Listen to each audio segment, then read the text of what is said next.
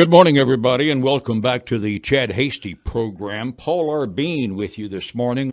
Earlier this morning, when we first came on about 8:35, I told you we were going to have a guest this morning, and he's in our studio today.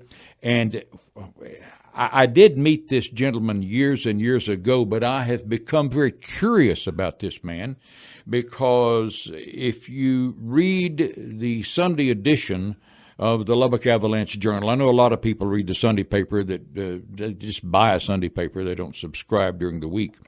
But this man's name is Joe Gonzalez, and Joe has been a guest columnist in the Lubbock Avalanche-Journal for several months now. I don't know exactly how long. We'll find that out in a moment. Joe is an ex-police officer over 20 years at the Lubbock Police Department, and he is retired, lives in Lubbock County, not inside the city limits, and he is with us today. Joe, tell the audience good morning. Good morning, everybody. I want to thank Mr. Paul Bean for inviting me to be here with him, share a little bit of my history, my story, how I got involved in writing. I've always been a writer, to be honest with you. When I was back in high school, I started writing little love poems to my wife, Aurelia. Most people that know Aurelia, they don't really know her real name. They know her as Cookie. So now I call her Cook. But I started writing a few years ago. When I retired from the PD, I was asked what I thought about what was going on. So I started writing letters to the editor, and it took off from there. Well, I read your material in the Avalanche-Journal with interest, and out of your latest column, let me just read a couple of things to the audience. The greatest economy in the world was stopped by China's coronavirus. So why is Biden still defending China? Biden and Harris are buddies now. I wonder if the virus was unleashed into the world to stop Trump at the expense of innocent lives. Interesting stuff. You write that, in my view, the world is seeing the greatest American president since Lincoln trying his best to save our country. It's a pity that a handful of congressional Democrats cannot stand it. Very conservative column, and you must have always had a love of writing because, like you say, it started early with actually no real formal training as a journalist, and I read your stuff, and Joe, it's beautifully well written and phrased. I thank you so much. I had a love for literature, English. When I was back in high school, I always got good grades, but I started getting involved in what was going on in Washington. I have written a few books that many people don't know about because I don't publicize it. It's never been promoted on any network or newspapers, not even the AJ, because I've never actually pursued that line, but I see what's going on. I love to, when I used to have rookies back at the PD, I would tell them, don't use this 10-letter words that you have to look in the dictionary to find the meaning. So I try to use simplicity in what I write so it can make sense to young kids. And that's what I used to tell my rookies, you don't know who's going to read your readings. It could be somebody young, or it could be an attorney, it could be a doctor, but if you use these big words, people can turn those around. Joe, it's interesting. You are a member of a migrant family coming from Mexico. Yes. Tell us a little bit about that. My parents both came from Guadalajara, Mexico, back in the late 40s. They didn't know any English. So when they crossed the border, just like most everybody, swam across the river. But my dad respected law. He respected the laws of America. So within a short time, he made sure that he got his green papers. My mom got her green papers. My oldest brother was a baby, and he got his green papers, and they ended up in Harlingen, down in the valley. And we were there for about 10 years, more or less. We're 6 brothers and 1 sister, so the rest of us were born in Harlingen. And my dad was a farmer back home, so he eventually went to work at a packing house in Harlingen. It used to be called Southwest Packing Company, but eventually it closed. He was out of a job. We became migrants. So my mom had an aunt living down here in the Idalou area, and my uncle was a farmer. So we came over here for the work, and we went back 2 or 3 times back to Harlingen, mainly around Christmas because my dad didn't have any money. So we would go back home so we would not interfere with the Christmas down here because they also, my aunt had a big family too, and my dad was barely making enough money so we could eat. So we became migrants. And then we finally came back and stayed here north of the airport. So we stayed there. Joe, you are a poster boy for someone that could be an outstanding foot-stomping liberal. But that's not the case. You're a dyed-in-the-wool conservative, and I guess so much of your early experience by being pulled up by your bootstraps and the influence of your mother and dad must have instilled in you this iron conservative will. Well, back in the 60s, John F. Kennedy came around. We were kids. We didn't know anything about politics, but we heard of John F. Kennedy, a very strong Catholic. We were raised Catholics, and we thought he was the grandest president America had ever had up until then, besides Abraham Lincoln, the father of our country, George Washington. So we fell in love with John F. Kennedy. We believed in the Democratic Party. But then Ronald Reagan came around, and that turned everything from me.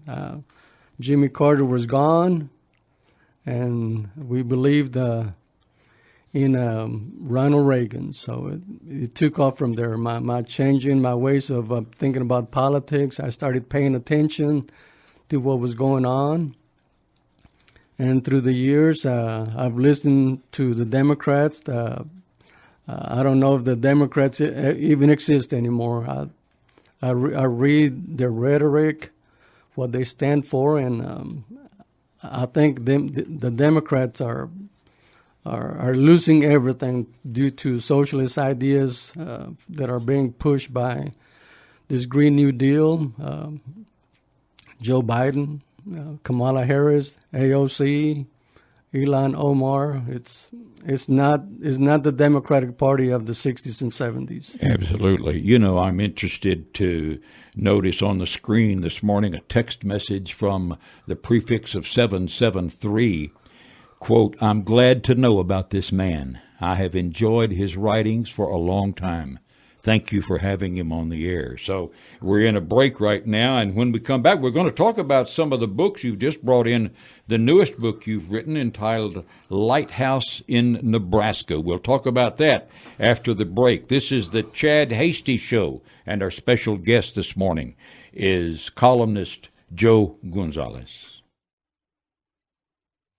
Back on the Chad Hasty Show, I'm Paul R. Bean, and for Chad, I'm to be around today and tomorrow, and I think Matt Crow's going to finish out the week, maybe.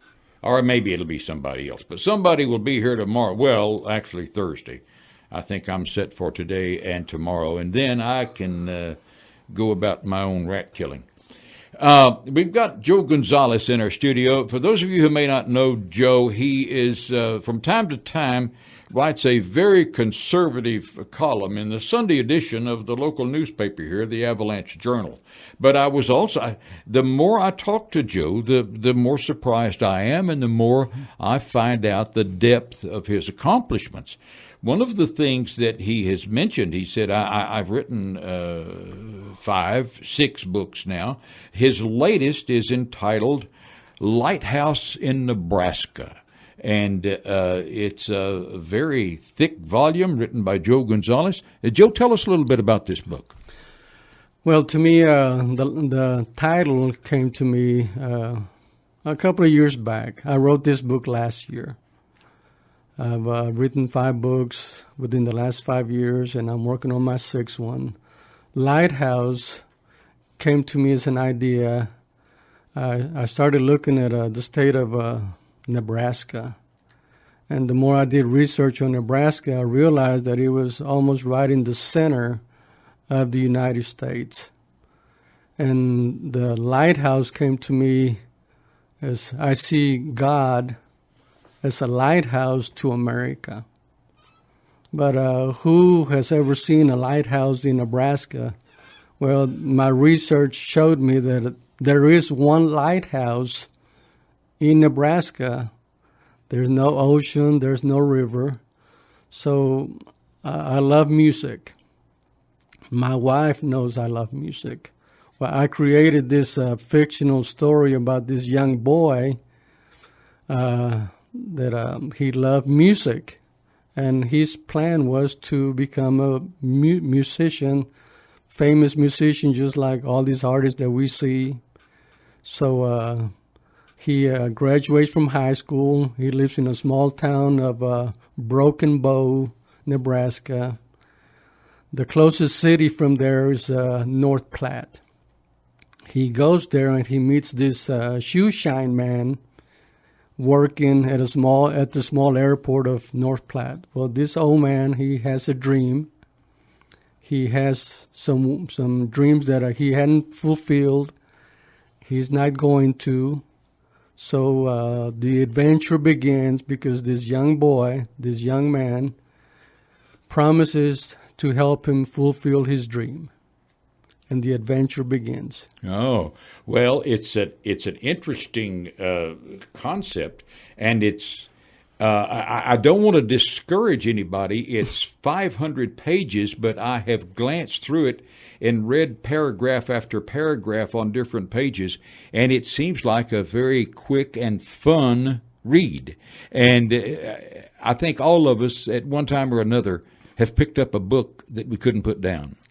And I haven't read the book yet, but I believe it's probably going to be one of those books. It's called Lighthouse in Nebraska. Now, you told me during one of the breaks, we were just having conversation here in our studio, that you're working on still another book, and your goal is to write 10 books? 10 books. 10 years, 10 books. Well, I'm going to tell you, that's I'll tell you something, Joe. That's really amazing that you've got that type of target to write 10 books in 10 years.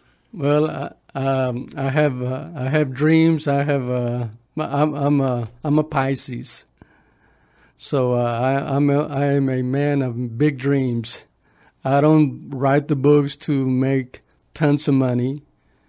I don't sell very many books, but that's okay, because I didn't write books to become rich. I wrote to put my stories to paper, and that's what I'm doing. I want to switch gears for a second before this segment is over with, and I want to ask you about your years on the Lubbock Police Department. They had to be memorable, right? Yes. The only thing that I really don't like to talk about is I went to work in 85. Right before Christmas of 86, we were involved in a shooting. I remember it well. And one person lost his life. One lady was shot in the face. No officers were injured.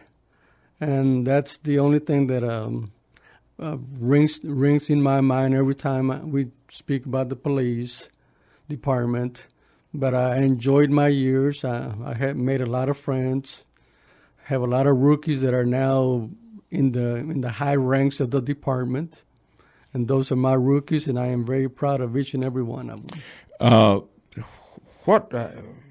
I'd like to read your mind when you're watching television and you hear these people screaming to defund the police department. It is very sad because statistics show that the highest crimes occur in the low-income areas, which is the low-income Hispanics, low-income white, and low-income black. And that's where the police are needed the most. I worked the east side. I worked at the barrio the majority of my career.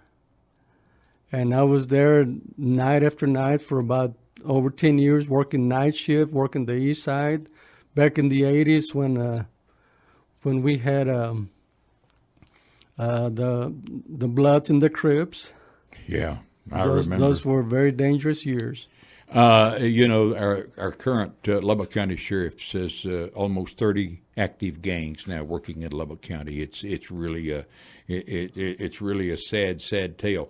Joe, I'll tell you, it's been a pleasure. I wish we had 2 hours here instead of a half hour to visit with you this morning. It's really been interesting. Joe Gonzalez, from time to time, a columnist for the Lubbock, for the Lubbock Avalanche-Journal.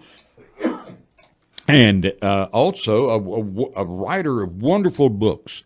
And I'm glad that you've exposed yourself to more people this morning over the radio. And when I'm back again on the air subbing for somebody, I want you here with me. Hey, thank you very much. Thank you, Joe.